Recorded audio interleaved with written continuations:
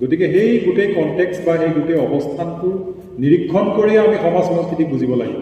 এই ধাৰণাটো আমাৰ নৃতত্ব এন্থ্ৰপলজি আমাক দিছে আৰু আমি নৃতত্ব যিসকলে আমি গৱেষণাত লাগি আছোঁ, চৰ্চাত লাগি আছোঁ, we always try to perceive society and culture from that perspective. And we are more concerned with societies which maintain their traditional rights, customs, and whatever you call, or traditional society.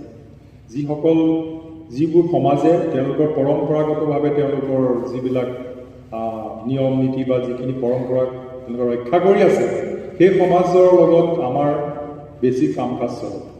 সেইখিনি আমি বেছিকৈ মানে তেওঁলোকৰ বিষয়ে অধ্যয়নটো বেছি কৰোঁ। আৰু হয়তো কিছুমান বহু সমাজ এতিয়া এই পৰম্পৰা তেওঁলোকে বাদ দিছে। মই যিখিনি ক'লোঁ পশ্চিমৰ কথা ক'লোঁ, যাক আমি মোৰ চিভিলাইজ বুলি আমি সাধাৰণতে ভাবোঁ, আচলতে সেইটো নহয়। কিন্তু তেওঁলোকে পৰম্পৰাখিনি বাদ দিলে আৰু তেওঁলোকে বিৱৰ্তনৰ এই গতিধাৰা they are in a advance stage than us in the evolutionary stage in terms of digital or other technical or mechanical or technology, whatever we call. In that perspective, we have to see. And coming to that word, documentation, jitu shobdo ami koa hoise documentation, tar moi Asomia proti shobdo eta bisari poa nai, khub bhal Asomia shobdo eta documentation. Gotike documentation boli koai bhal hobo, Asomia tar khub bhal shobdo nai. There is no similar or synonymous equivalent word in Assamese, so it is better to use the word documentation.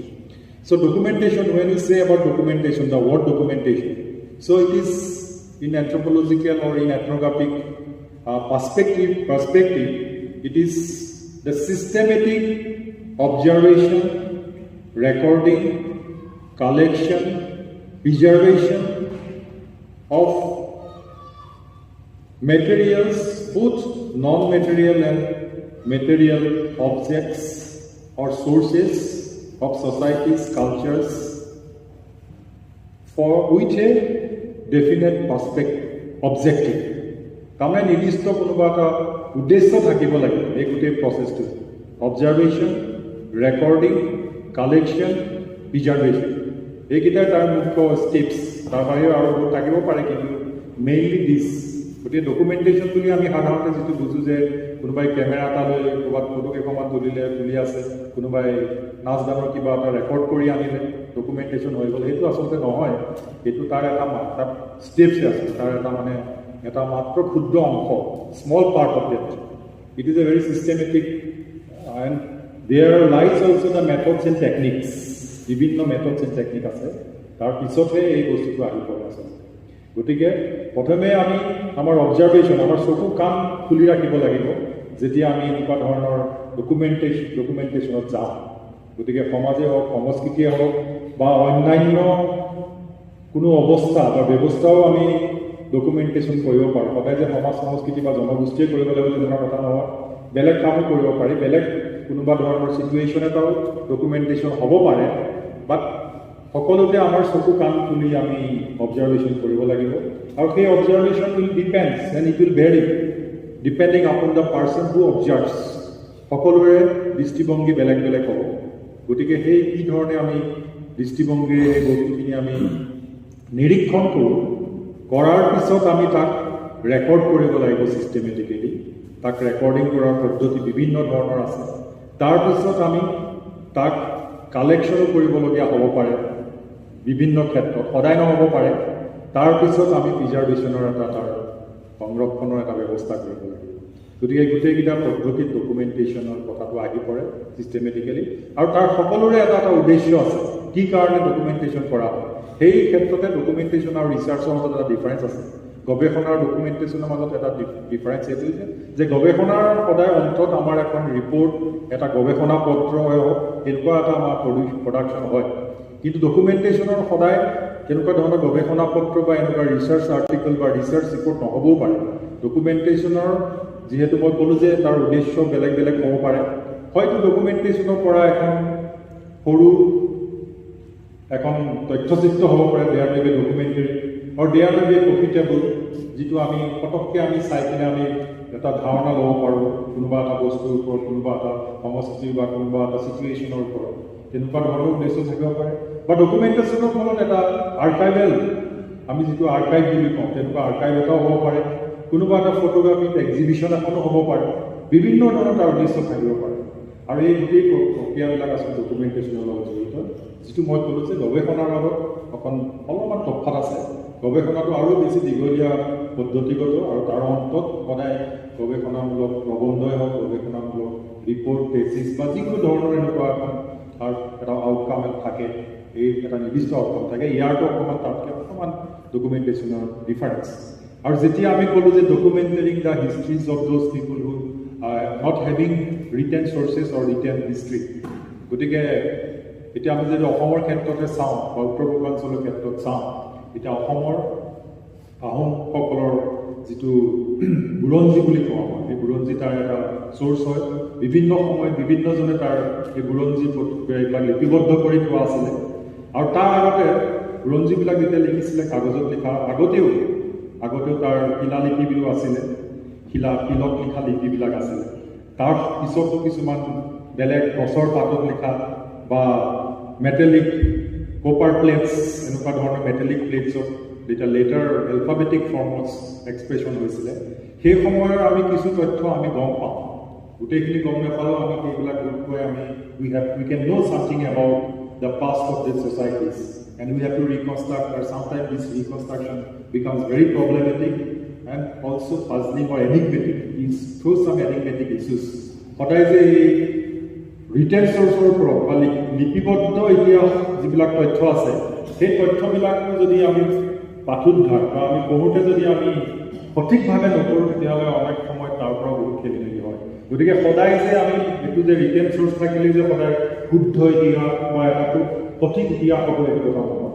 It is not that written sources will always produce actual or exact history that is also not correct this is also not a correct conception so sometimes unwritten sources also so I will mention what are the unwritten sources so these sources also very much documented properly and also can be used by the researcher আৰু গৱেষকে সেই বস্তুবোৰ যিবিলাক মই ক'লোঁ যে অলিখিত তথ্য সেইবিলাকো পদ্ধতিগতভাৱে ডকুমেণ্টেশ্যন কৰাৰ পিছত গৱেষকে সেইবিলাকৰ ওপৰত ভিত্তি কৰি খুব সুন্দৰভাৱে বহুত ধৰণৰ ইতিহাস সৃষ্টি কৰিব পাৰে এই ইতিহাস অকল জনগোষ্ঠী হ'ব লাগিব বুলি কথা নাই এই ইতিহাস এটা চিটুৱেশ্যন এটা কোনোবা উদ্যোগ এটাৰো ইতিহাস হ'ব পাৰে যাৰ কোনো ধৰণৰ তথ্য নাই বা কোনো জনগোষ্ঠীৰ হ'ব পাৰে কোনো জাতিৰ হ'ব পাৰে কোনো এখন দেশৰ হ'ব পাৰে কোনো এটা ৰাজ্যৰ হ'ব পাৰে বা কোনো এটা অঞ্চলৰো হ'ব পাৰে ৰিজনেল হিষ্ট্ৰী বুলি কয় অঞ্চলভিত্তিক যিবিলাক ইতিহাস হয় গতিকে এই গোটেই কথাবিলাক ডকুমেণ্টেশ্যন অথৰিটিৰ মাধ্যমেৰে হ'লে অলপ মানে তাৰ সুবিধা থাকে এতিয়া মই যিটো কথা ক'লোঁ অলিখিত যিবিলাক সমাজ বা সংস্কৃতিৰ কথাই কোৱা হৈছে ইয়াত বিশেষকৈ তেওঁলোকৰ ক্ষেত্ৰত যিবিলাক পদ্ধতি ব্যৱহাৰ কৰা হয় তেওঁলোকৰ যিহেতু ৰিটেন চ'ৰ্চেছ নাই মই যিবিলাক ক'লোঁ লিপি আকাৰত লিপিবদ্ধ হোৱা নাছিলে গতিকে প্ৰথমে ক'লোঁ যে তাতে কিছুমান নৃতাত্ত্বিক সমল বা নৃতাত্ত্বিক পদ্ধতি ল'ব পৰা যায় সামাজিক নৃত্যত্ব এনেকুৱা ধৰণৰ বহুত পদ্ধতি আছে কি ধৰণে সমলবিলাক উদ্ধাৰ কৰিব পৰা যায় তাৰে ভিতৰত কিছুমান scientific methods and techniques are also there which the anthropologist applies in the field by interviewing the people by observation there is another technique called participant observation to অৱশ্যে খুব দীঘলীয়া এটা প্ৰক্ৰিয়া সমাজত থাকি ল'ব লাগে সেই সমাজখনত বা সংস্কৃতি বা সেই অঞ্চলত থাকি মানুহৰ একাত্মতা they have to be part of that society for long and in the process unknowingly they gather the data about the societies and cultures so it brings the Malinowski there was an anthropologist who applied this method and technique participant observation for the first time in 1925 in an island from Proviander বুলি এটা island in Melanesia Southeast Asia part of Australia মাজৰ Pacific islandৰ থাকি এই participant observation এই Proviander societies এই দ্বীপটোৰ মাজত থাকি তেওঁ এই পদ্ধতি he applied that methods and techniques and he tried to reconstruct their society and culture গতিকে তেওঁলোকে এনেকুৱা ধৰণৰ কাম কৰিছিল তাৰ উপৰিও Saমাjic Nritya but social anthropology has other techniques and methods also. One such technique is genealogical method. Bonghanurotik. Gute গাঁওখনৰ বংশ কি ধৰণে তেওঁলোকে চাৰ্ট আকাৰত তেওঁলোকে উলিয়াব পাৰে একদম পৰিপুৰুষৰ পৰা সুধি সুধি পেলাই তাতে 3-4টা 5টা 6টা জেনেৰেশ্যন লাগে তেওঁলোকে গোটেই গাঁওখনে হওক বা গাঁও কেতিয়াবা ডাঙৰ গাঁও হ'ব পাৰে কাৰণ এখন গাঁৱৰ বিবাহ বা অন্যান্য ধৰণৰ এনেকুৱা ধৰণৰ ক্লেন ৰিলেশ্যনশ্বিপ থাকিব পাৰে য'ত গোত্ৰীয় সম্পৰ্ক থাকিব পাৰে গতিকে এইবিলাকৰ ওপৰত ভিত্তি কৰি গোটেই ছ'চিয়েল ৰিলেশ্যনশ্বিপখিনি তাৰ পৰা ওলাব পাৰে জিনিঅলজিকেল টেকনিক বুলি এনেকুৱা ধৰণৰ কিছুমান মেথডছ এণ্ড টেকনিক আছে গতিকে এইবোৰ হ'ল নৃতাত্ত্বিক পদ্ধতি যিবিলাকৰ দ্বাৰা এই অলিখিত ইতিহাস উদ্ধাৰ কৰিব পাৰে তাৰ উপৰি ইতিহাসৰ বহুত ধৰণৰ এনেকুৱা মেথডছ এণ্ড টেকনিক আছে তাৰ ভিতৰত এতিয়া মৌখিক ইতিহাস বা methods of oral history method এতিয়া খুব মানে পপুলাৰ হৈছে this is become very popular now methods and techniques of oral history মানে মৌখিক ইতিহাস বুলি কয় যাৰ মুখে মুখে যিবিলাক ইতিহাস চলি আছে সমাজ এখনত বা সংস্কৃতি এটাত সেই ইতিহাসবিলাকো আচলতে পদ্ধতিগতভাৱে লিপিবদ্ধ কৰি তাৰপিছত তাতো কিছুমান মেথডছ এণ্ড টেকনিক আছে যাক কণ্টেণ্ট এনালাইচিছ কোৱালিটি টেকনিক্স এনেকুৱা ধৰণৰ পদ্ধতিবোৰ আছে এইবিলাক আমি যিমানে পঢ়িম আমি লাহে লাহে আমি গম পাম particularly students who are in the social science background they can study all this methods and techniques qualitative methods so' they will know' about it how content analysis is done এই লিখিত ইতিহাসবিলাক লিপিবদ্ধ কৰি তাৰ ওপৰত ভিত্তি কৰি তাৰ পৰা বহুত ধৰণৰ এই সমাজ সংস্কৃতি বা এনেকুৱা ধৰণৰ অঞ্চল এটাৰ ইতিহাসৰ বিষয়ে গম পাব পৰা যায় তাৰ উপৰি আমাৰ folkloristic methods and techniques are there আমাৰ ডক্টৰ ধৰম সিং ডাঙৰীয়া আছে তেখেতে এই বিষয়ত এজন master folkloristic methods and techniques বিভিন্ন কাম কৰি গৈছে তেখেতে কাৰ্বি সমাজ সংস্কৃতি বা অসমৰ সমাজ সংস্কৃতিৰ বিষয়ে এই folkloristic techniques and methods are also' very interesting and very much useful in understanding and eliciting the past of this type of societies and cultures.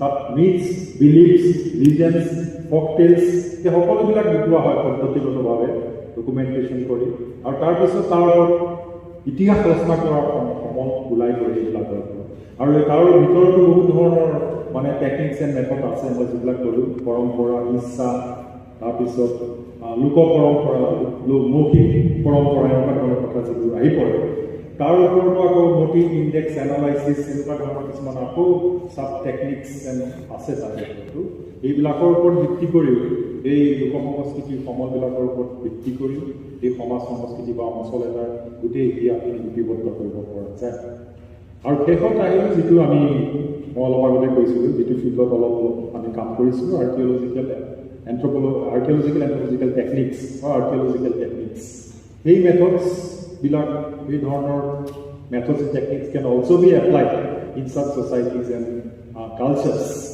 where we have so many these type of actually sources, archaeological sources we do not know.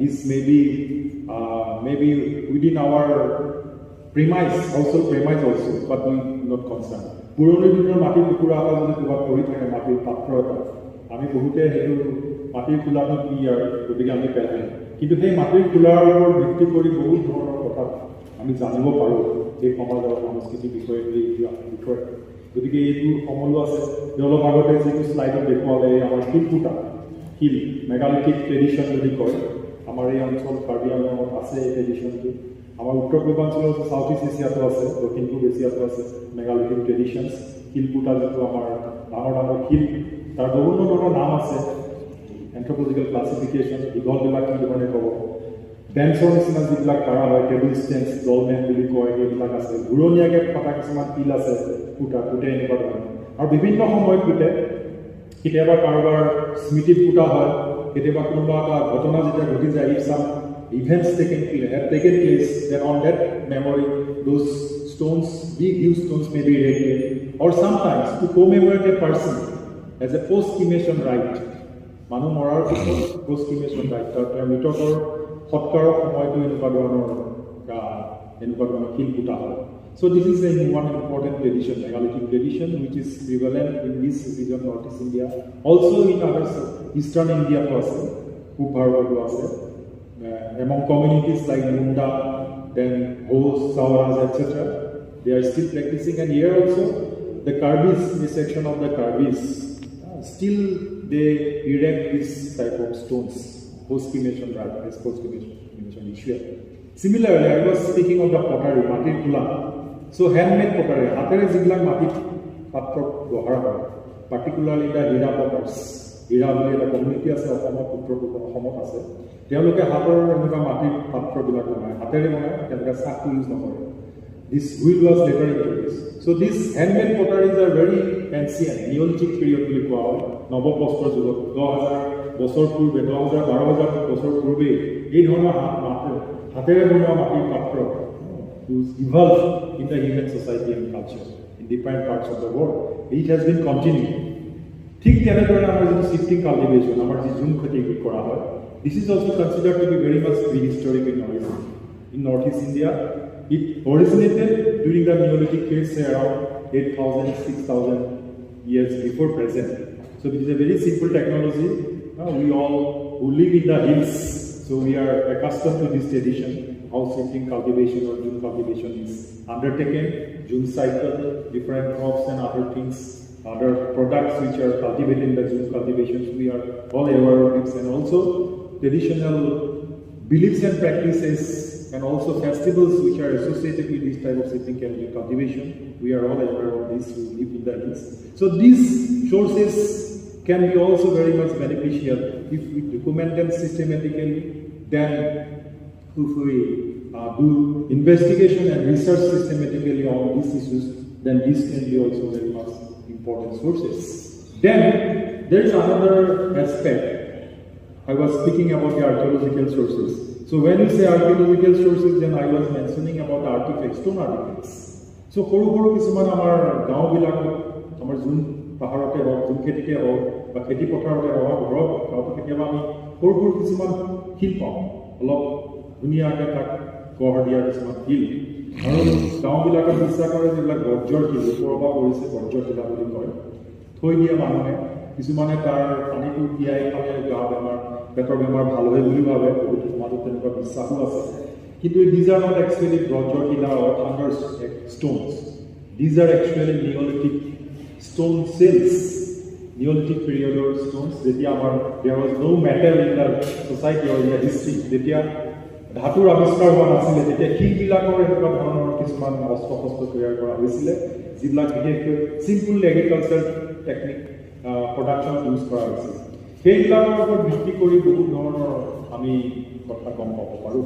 গতিকে এনেকুৱা ধৰণৰ যিবিলাক অলিখিত ইতিহাসৰ সমল আছে, যিবিলাক মই ইতিমধ্যে উল্লেখ কৰিলোঁ, এইবিলাক যদি পদ্ধতিগতভাৱে আমি ডকুমেণ্ট কৰিব পাৰোঁ, কৰি সংৰক্ষণ কৰাৰ ব্যৱস্থা কৰিব পাৰোঁ, সৰু সৰু কিছুমান এনেকুৱা ধৰণৰ মিউজিয়ামেই হওক বা এনেকুৱা ধৰণৰ ডকুমেণ্টেশ্যন চেণ্টাৰ বুলি ক'লে বেছি ভাল হ'ব, মিউজিয়াম কোৱাতকৈ ডকুমেণ্টেশ্যন চেণ্টাৰ কৰিব পাৰোঁ। তাত এই সমলবিলাক যদি পদ্ধতিগতভাৱে ৰখা হয়, তেতিয়াহ'লে এনেকুৱা ধৰণৰ অঞ্চল বিশেষে আমাৰ যিবিলাক অঞ্চলৰ বা যিবিলাক সমাজৰ যিখিনি সংস্কৃতি, যিবিলাক আমাৰ লিখিত ইতিহাস নাই, তেনেকুৱা ধৰণৰ লিখিত ইতিহাস আমি সৃষ্টি কৰিব বা এনেকুৱা ধৰণৰ আমি গম পাব পাৰোঁ। আৰু there is a difference between literary sources and literary reconstruction and this type of scientific documentation. এইটো কথা আমি অলপ জনাটো উচিত যে আমাৰ বহু সময়ত আমাৰ যিবিলাক লিটাৰেৰী চ'ৰ্চেছ থাকে সেইবিলাকো আমাৰ দৰকাৰ হয়, বা লিটাৰেচাৰো আমাৰ দৰকাৰ। সমাজ এখনত সাহিত্যৰ খুব দৰকাৰ, সাহিত্যৰ প্ৰয়োজনটো খুবেই বেছি, লিটাৰেৰী ৰাইটিংছ। কিন্তু কেতিয়াবা আমি লিটাৰেৰী ৰাইটিংছ এণ্ড এনেকুৱা ধৰণৰ ডকুমেণ্টেশ্যন বেছ হিষ্ট্ৰী বা ডকুমেণ্টেশ্যন বেছ ৰাইটিংছ বা ৰিচাৰ্চ ৰাইটিংছ, এই দুটাৰ মাজত আমি কেতিয়াবা দুটা একাকাৰ কৰি পেলোৱা দেখা যায়। Sometimes we are confused. We also believe that these literary writings are actual histories. So we have to be very careful that there is always an imagination associated with literary sources or literary writings. That imagination থাকে, কল্পনা থাকে সাহিত্যিকজনৰ বহু সময়ত, আৰু বহু সময়ত তেওঁ যিবিলাক methods and techniques ব্যৱহাৰ কৰিবলগীয়া হয় পদ্ধতিগত ইতিহাসৰ বাবে, সেইবিলাক অৱলম্বন নকৰাকৈ, without applying these techniques and methods, this type of literary reconstruction or literary productions are done. গতিকে সেই তাৰ মাজত যিটো পাৰ্থক্য আছে, the difference we have to understand.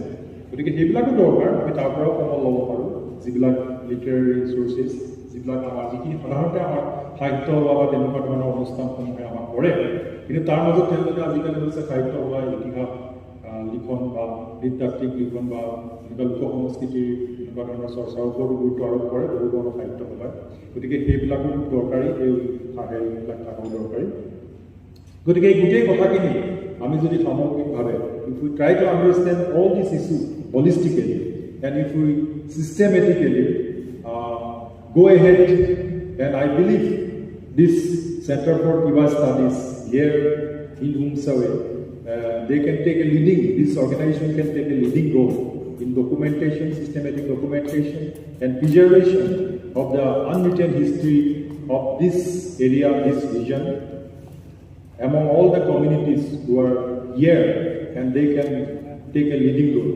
And I believe the patronizing people are here, leading persons are here, they will patronize this center so that it can flourish in the days to come.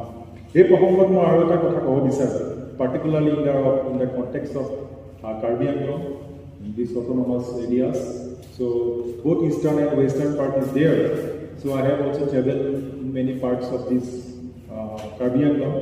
But I have seen that this western part, this is western part I believe. So this western part, this has enough resources in terms of history, culture and other sources, folkloristic, anthropological, all these sources are abundant here. And more, you can say, it is a repository of all these sources. Gotike Western Karbi Anglong can be a classic example for this type of documented or construction of this type of documented history. So if we can focus on this, then it will be very beneficial for this region and community as such. And I have also noticed that ইয়াতে যিটো আমাৰ inter-community relationship is very much you can say conducive খুব ভাল ইয়াতে যিটো inter-community relationship to Western Karbi Anglong compared to the Western part. I don't say there is imbalance there, but compared to other part, so in Western Karbi Anglong this inter-community relations is very much strong here. I have also visited few villages here also.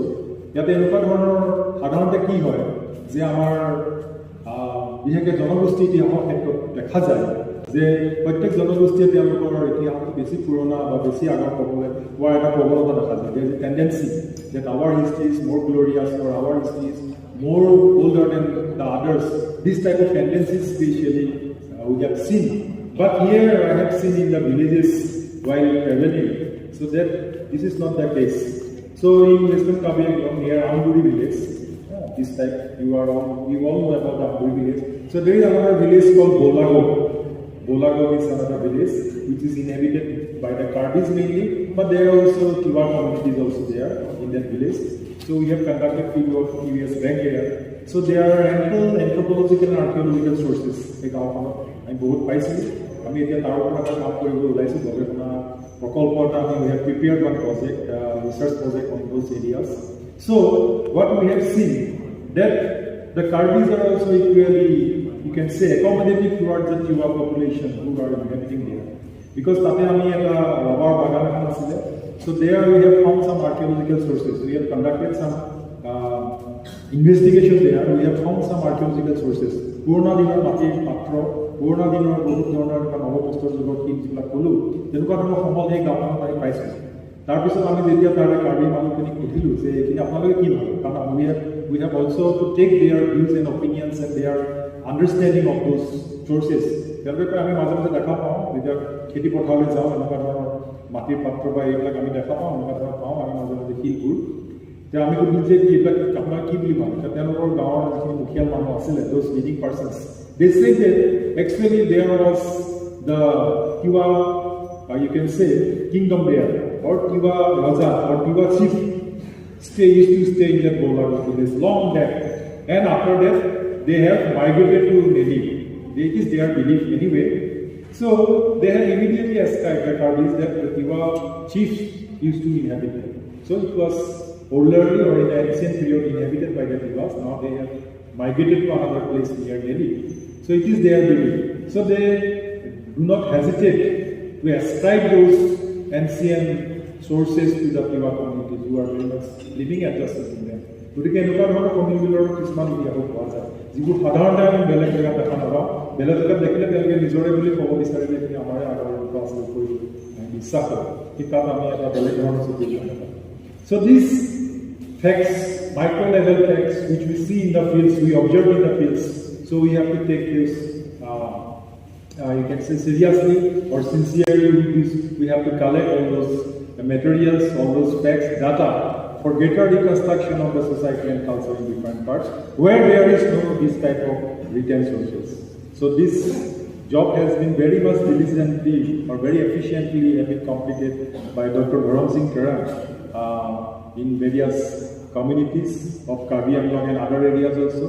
তেখেতে এই কামটো খুব পদ্ধতিগতভাৱে কৰি আছে আমি তেখেতৰ পদাঙ্ক অনুসৰণ কৰিব লাগে যিসকল উঠি আহিছোঁ তেখেতৰ বহুত publications are there and we can also follow this and writings of other Dr. Bordolo is also doing this type of documentation and he has also produced many literary sources, many productions, profitable book and other photographic documentation, systematic audiovisual documentation he has conducted.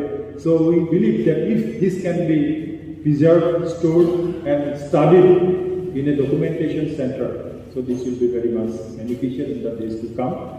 মই খুব বেছি দীঘলীয়া নকৰোঁ আচলতে আমি ইতিমধ্যে আমি সময় অলপ পিছুৱাই আহিছিলোঁ গতিকে মই বৰ দীঘলীয়া কৰি অলপ সময় ল'ব নোখোজোঁ কিন্তু মই আশা কৰিছোঁ যাতে মই ইতিমধ্যে ক'লোঁ যে এই যিটো আমি এনুৱেল লেকচাৰ আমি আজি অনুষ্ঠিত কৰিছোঁ সেইটো বছৰে বছৰে যাতে কৰিব পৰা যায় গতিকে উদ্যোক্তাসকলক মই অনুৰোধ কৰিলোঁ I request the organizers to continue this type of lectures and academic deliberation in Center for Tiwa Studies and we are always here to help academically with any sorts of academic assistance and help for flourishment of this center. So মই শেষ কৰাৰ আগতে মই দেখুৱাম মই আচলতে photo slides বুলি ক'ব পাৰোঁ মই আনিছিলোঁ মই দুখনমান দেখুৱাম তাতে মই দুটামান কথা কাৰণে দেখুৱাব খুজিছোঁ এনে এনেকুৱা ধৰণৰ photographs these are available and some photographs of tribes or ethnic communities from Asia so where there are some significant aspects or how the situation is different the ethnographic context and the perceived concept is different এই কথাখিনিৰ কাৰণে মোৰ দুটামান slide আছে মই এইখিনি দেখাই পেলাই মোৰ বক্তৃতাৰ কথা গতিকে মই যিখন শ্লাইডত ওলাই আছে সেইখন হ'ল ওৰাং মছলি বুলি এটা জনগোষ্ঠী আছে one community called Orang Mostly, Southeast Asia, Malaysia and Burma. So these communities, Malaysia and borders of Thailand, so Penang areas and also southern tip of Malaysia. So these communities live. These communities is Southeast Asian, Australasian communities. So this community is very much one of the very much significant community in terms of language, anthropological characteristics, ethnographic characteristics, and they have been inhabiting in these areas for long. And if you see, so this is a very mundane moment, that means daily common area. They are taking rest during the daytime after these people. So this photograph has been captured by one of my friends, Mohammed Saidin. He is from also in Malaysia. So he has shared these photographs with me. So he has also one blog on his internet. You will find if you just click Mohammed Saidin. So he has blog. He has produced some of these photographs here with me. So next. So this is livelihood and recipe. So mostly. So when you say livelihood, then this person he takes out the boat and goes for fishing. Then after that, this type of recipes, that means these fishes are burned. These are cooked in fire and taken. So there is a difference between the livelihood and also the recipe. So when livelihood transforms and it comes to our kitchen, then it becomes recipe. But for some, it is a livelihood. Fishing is their livelihood for some persons. Next. So this is context, natural and control. So in one, you can see that same community, the lady with the child.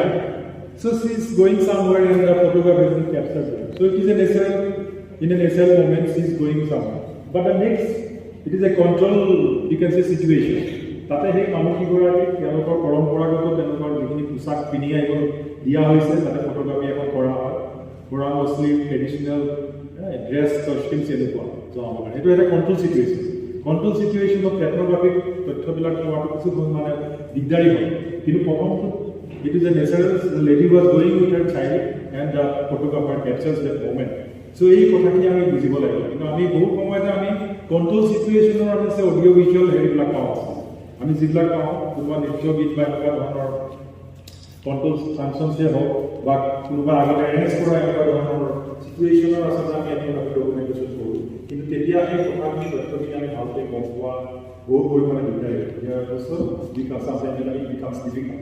Next. So this is showcasing homestay. So আজিকালি এনেকুৱা ধৰণৰ কিছুমান সমাজত আহিছে তাতো সেই ওৰা মুছলিম যিখিনি মই ক'লোঁ মালয়েছিয়ান ট্ৰাইবত গতিকে তেওঁলোকৰ পৰম্পৰাগত যিটো ঘৰ আছে আজিকালি নহয় হোমষ্টেটো নাথাকে গতিকে তেওঁলোকে এনেকুৱা ধৰণৰ কিছুমান ঘৰ এতিয়া বনাবলৈ আকৌ আৰম্ভ কৰিছে তেওঁলোকে থৈ দিয়ে তেওঁলোকৰ ঘৰৰ চৰা যাতে মানুহে আহি তাত পঢ়িব পাৰে চাহ খাব পাৰে চাব পাৰে তেনেকুৱা ধৰণৰ শ্ব'কেচিং গতিকে যদিও পৰিৱৰ্তন হৈছে আৰ্বানাইজেশ্যন বা অনলাইনৰ ফ'ৰ্চৰ লগত কিন্তু তেওঁলোকে এইবিলাক ষ্টেণ্ড কৰিবৰ কাৰণে এনেকুৱা ধৰণৰ পদ্ধতি বহু পৰিমাণে লোৱা দেখা যায় আৰু এই অঞ্চলবিলাকত আমি জানো যে টুৰিজিম এটা ডাঙৰ ইণ্ডাষ্ট্ৰী হয় মালয়েছিয়া থাইলেণ্ড এই অঞ্চলবিলাকত গতিকে তেওঁলোকে তাত অৱশ্যে টুৰিজমৰ এনেকুৱা ধৰণৰ হেৰিবিলাকত তেওঁলোকে সহায় কৰে showcasing their traditional livelihood settlement background এনেকুৱা ধৰণৰ তেওঁলোকে tourist and other part organization also' settlement কিন্তু আমি we have to also maintain a balance against tourism and you can say natural situation. Basic tourism or heavy So next. So this is not a very controversial photograph. So this was about the Oran Muslim. So one section of the Oran Muslim, so they have topless nudity. So it was captured and it created a very much controversy in the academic world. So ethical issues. So it is their tradition, they are living in that way, and we are trying to capture it, and we are trying to project it from academically or whatever you like to call it. So it is both one of controversial ethical issue whether this type of situation should be captured, documented or not. But in the colonial time of the British scholars call ISIS, they have complex nudity, cannibalism. এনেকুৱা ধৰণৰ কথাবিলাক তেওঁলোকে ৰোমান্টিচাইজ কৰি দিলে তেওঁলোকে বাহিৰত এইবিলাক শ্ব'কেচিং কৰিছিলে কিন্তু এতিয়া এই কথাবিলাক আচলতে আমি বহুত সাৱধান হ'ব লাগিব ডকুমেণ্টেশ্যনৰ ক্ষেত্ৰত এনেকুৱা ধৰণৰ কমেণ্টবিলাক আমি কেপচাৰ কৰিম নে নকৰিম কৰিলে আমি তেওঁলোকৰ লগত ইনফৰ্ম কনচেণ্ট তেওঁলোকৰ মতামত তেওঁলোকৰ অনুমতি লৈ কৰিব লাগিব এনেকুৱা ধৰণৰ কথা আহিছে গতিকে এই কথাবিলাকো আমি ডকুমেণ্টেশ্যনৰ ক্ষেত্ৰত আমি বহুত সাৱধান হ'ব next So this is another candid expression. So they are in a natural setting. So candid expression. They are having their without any hesitation. This lady and her child is smiling, and someone is captured this moment. Next. So this is Tiwa couple, dating couple. Ifugao is another small community from Philippines. Not small, very prominent community from Philippines. So you can see that if you are a couple, so this type of photographs are very much important. Next. So this is beauty in nature. You can see if you are themselves. So this lady, she is washing her hands and feet and in skin. So this capture has also been documented by the ethnographer. The situation. Next. So this is south of Indian lands, Odisha, so where we have visited in 2016. So this is a Saura community in Odisha. So these ladies, they are performing their dances in a particular household issues. So they are looking at rights and issues as a good honor, as a town, victim, family, it will also be a it's almost like our Junus by some of the Tibetan countries because Saura population is also here in Assam. But in Assam they are migrated and they are in a different context. But that original Saura villages in Odisha, so they are maintaining their tradition and customs and their language which is also Austic in origin. And they are also related to that megalithic or Kilputa, they also perform. So this linkage from Southeast Asia to Northeast India. So this is very much important and original. Next. So this is another, this manta dance of them Saura. So it is one of the very prominent dance of Sauras. So this is, of course, this is a control situation. They have been asked to perform. It was not any rights officials. So it has been captured by one of my photographer from our department. Next.